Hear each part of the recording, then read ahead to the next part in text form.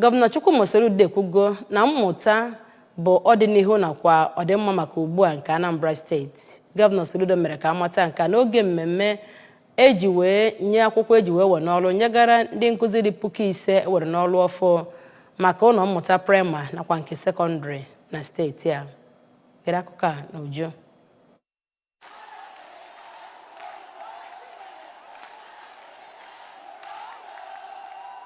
Gọvanọ Soludo oge ọ na-agwa ndị nkuzi ahụ ewere ọhụrụ dị 5,000 n'ọnụọgụ mere ka amata na ọrụ nkuzi bụ nnọọ ọrụ dị nnukwu mkpa na-etosi metụta ịkwalite ọganihu obodo ma kpọkue ndị nkuzi ahụ niile were ọhụrụ ka ha were ịdị uchu n'ọrụ ya nakwa ịkwụbaka ọtọ wee rụọ ọrụ ha maka ọdịmma na ọganihu nke Anambra steeti.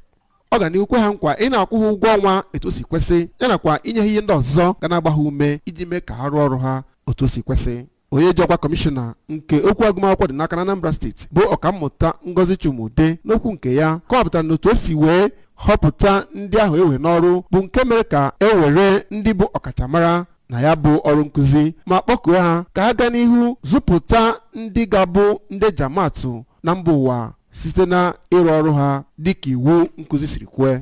Onye ji ọkwa chairperson nke Anambra State Universal Basic Education Board bụ Dọkịta Vera Nwadinobi ya nakwa ogbo ya nke Post Primary School Service Commission bụ ọkammụta nke Chikedugwu n'okwu ha dị iche iche kọwapụtara Gọvanọ Soludo dịka onye ọchịchị mara nke egwe na-akụ ma kọwapụta na ya bụ ewem n'ọrụ bụ nke ga-enye aka ime ka Anambra bụrụ ọkaibe na-etosi metụta agụmakwụkwọ nakwa ihe ndị ọzọ na-akwalite mmeghe obodo. N'aka nke ha ka Honorable Ejike Okechukwu onye ọ bụ ya bụ onye isi oche nke ngalaba na-ahụ maka agụmakwụkwọ ma bụrụkwa onye nnọchite anya ọgbanta vootu nke abụọ nke anọcha n'ụlọ omebe iwu etiti nke Anambra steeti ya nakwa onye ji ọkwa chief of staff nyegara Gọvanọ Soludo bụ Maazị Ernest Ezajiwe kwuru na ya bụ ewem n'ọrụ emego ka amụnwee agụmakwụkwọ ọhụrụ na Anambra steeti ma too akarachi steeti a bụ Gọvanọ Soludo maka mbọ ọ na-agba iwugharị ọganihu Anambra steeti ebe a gara n'ihu kpọkue ndị nkuzi ahụ ewe n'ọrụ ka ha rụọ ọrụ ha dịka ndị Anambra si enegara anya.